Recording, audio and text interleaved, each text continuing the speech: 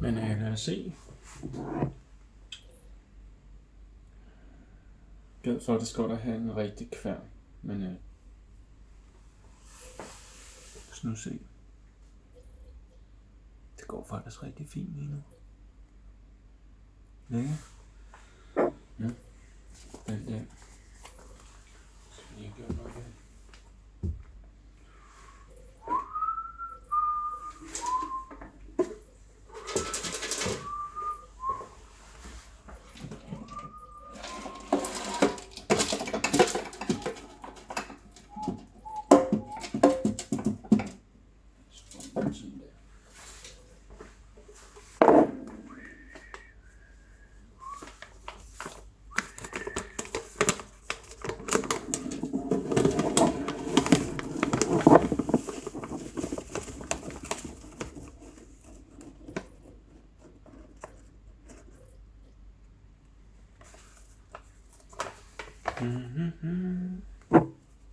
Skal det her vores duften af kaffe.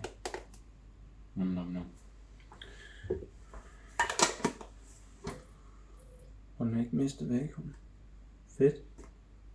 Men det ser ud til at gå meget godt. Ja. Spændende.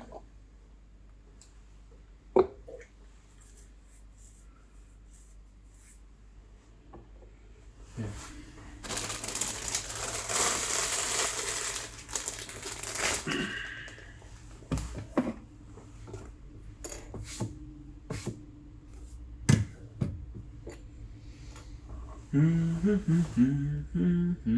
Og vandet begynder at komme.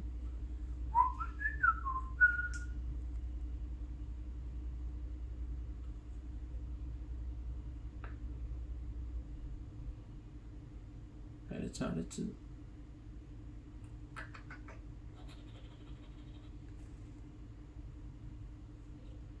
Jeg har fået skruet lidt op for plusset hernede. Det kan godt tåle lidt.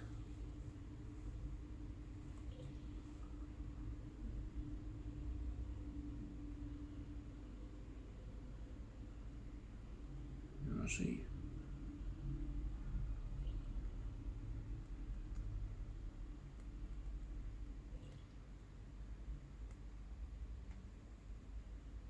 Bodum, de mener så selvfølgelig bare, at man skal hælde kaffepulver i og op, og så lade det være.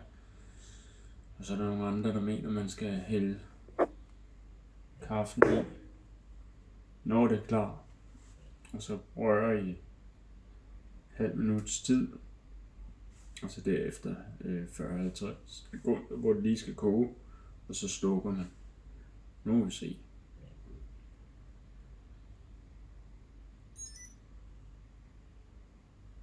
Det er fedt.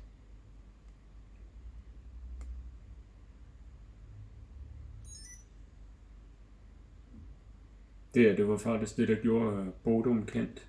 Det første, de lavede, det var nemlig sådan en kolbebrygger. Så det har jo eksisteret mange år. Det blev nok upopulært, fordi det er svært at rengøre. Og fordi det tager lidt tid. Men de siger jo, at den reneste form for kaffe, det er faktisk det her vakuumkaffe eller sifonkaffe. Så godt nok spændt på nu, om man får det rigtige resultat. Jeg prøvede det første gang, da jeg havde taget den her kaffe. Der var alt for fint malet. Fordi jeg har en kaffekværn, hvor man ikke bare kan sætte den til det ene eller det andet, så man skal holde nede, så skal man selv prøve at finde den rette tid. Så jeg vil gerne have noget, der var bedre, men lad os nu se.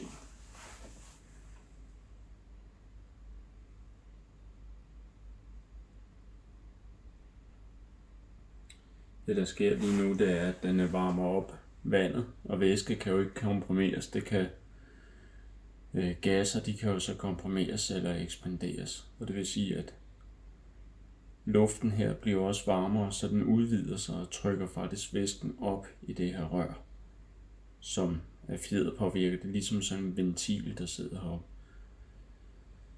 Og når alt vandet så kommer op til en bestemt varme, så ryger det så langt væk fra ilden, at det kan ikke opnå 100 grader, men det kan være tæt på, så det kan ikke blive for varmt, hvilket er jo genialt smart. Og når man så fjerner varmen igen, jamen, så har man et vakuum her i kaffekanden. Og så lukker filteret i, eller ventilen i, men den er med fine små riller i bunden. Og de små riller, de tillader kun vand at komme tilbage, og ikke kaffegrumsen, hvilket er vildt nok i sig selv. Og så hiver vakuumet så vandet tilbage gennem kaffegrumsen. Og det, der skulle være enormt godt ved det her, det er faktisk, at når man blander kaffen her med vandet, jamen for det første, det kan ikke blive for varmt. Og for det andet, så får bønnerne lov til at give deres aroma i vandet, hvor det ligger og svømmer rundt frit i vandet, i stedet for at det bliver vand, der bliver presset igennem kaffen. Så det skulle give en helt anden form for aroma, og absolut den, ifølge folk, den reneste smag. Men om man gider bruge så meget tid på det, det ved jeg ikke. Det er gået 6 minutter næsten. Ja, det tager lidt tid, men det begynder at komme nu.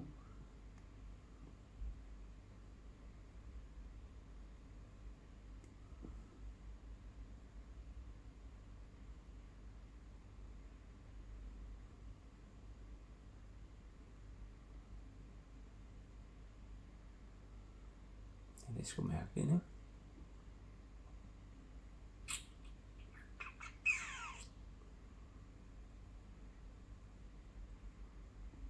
Nu se, hvordan det bliver sådan lidt heroppe. Nu kan vi finde en ske. Vi tager den her.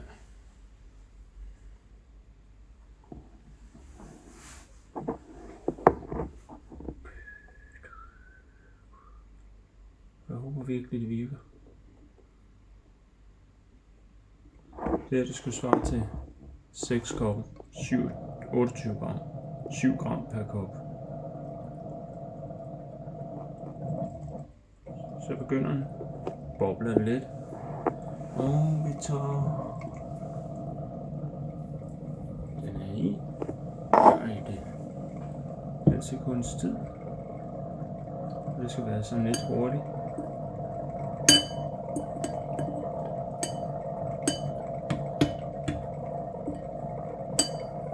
Så jeg skal tage sådan lidt her i toppen.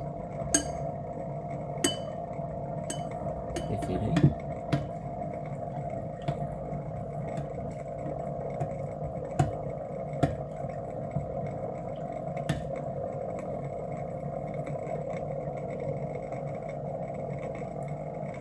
Så lader vi det lige gå 40 sekunders tid.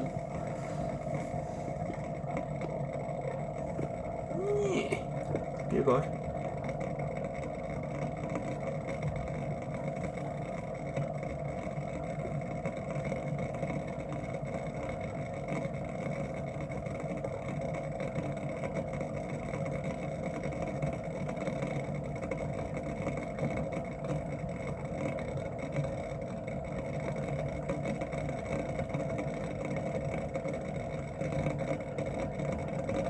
Cirka omkring her. Og så skal vi gerne se, når det køler ned, så slipper den selvfølgelig temperaturen, og temperaturen får så luften til at trække sig sammen og trække vandet tilbage. Nu ser vi, om det virker. Eller om der er mere, der skal gøres ved denne her.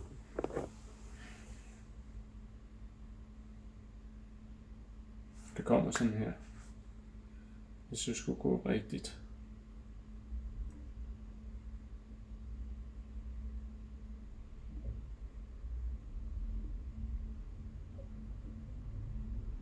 Så det går helt så hurtigt. Men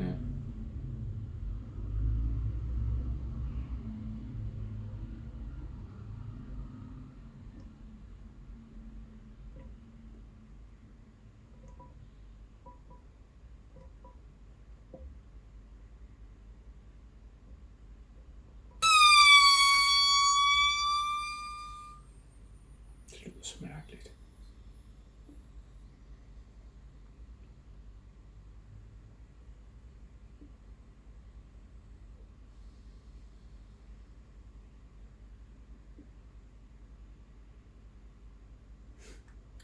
Fedt, ikke?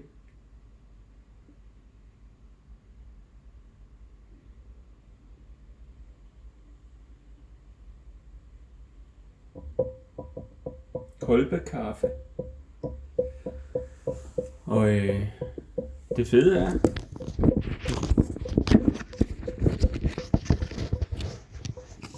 det tog nummer 10, 11, 12 minutter.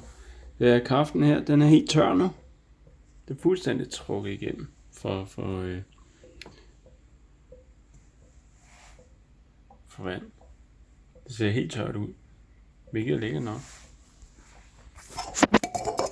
Så lige passe på, at jeg ikke taber. Det må godt lige få et par minutter at trække. Så mens man gør det, skal man lige have sluppet det her vakuum,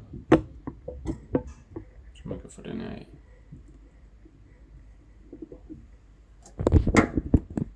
Og det gør jeg lige med en klud, fordi den kan godt være varm. Sådan. Den der gør vi sæt herover. Måske. Bare den ikke vælter. Jeg er sgu lidt bange for den gør. Jeg prøver sådan der. Så er der kaffe lavet med sifon. Fint skal det jo lyde. Og jeg ved sgu ikke, om jeg har noget, der er egnet til at hælde kaffe i. Det ligner jo bare kaffe. Så lad os tage en kop. Og så se, om det virker.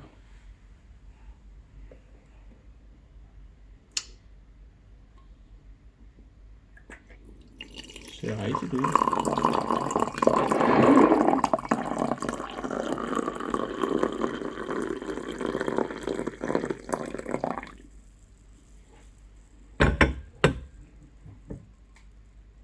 Og der er slet ingen kaffegrums her i. Det er helt vildt, at det kan holdes tilbage, det der. Det er jo helt åndssvagt. Og rykke den lidt til side. Så nu skulle vi have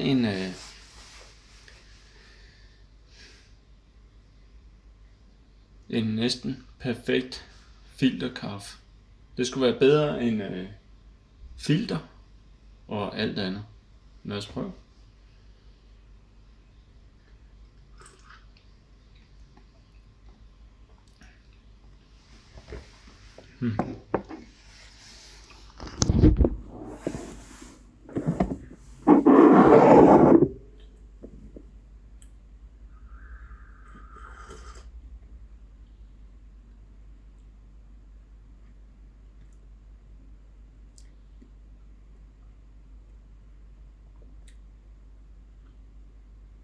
Det er fandme en god kaffe. Det kunne være sjovt at prøve at brygge det her sammen på filteren, og så se, hvad forskellen er. Men det er altså en god kop, det her. Det er det sgu.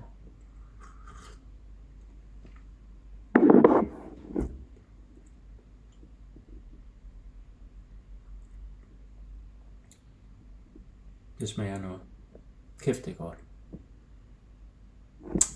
Kolbekaffe, vakuumbrygger, sifon, works. Det er sjovt, det er kemi, det er fysik, det er god kaffe. Det er en god dag.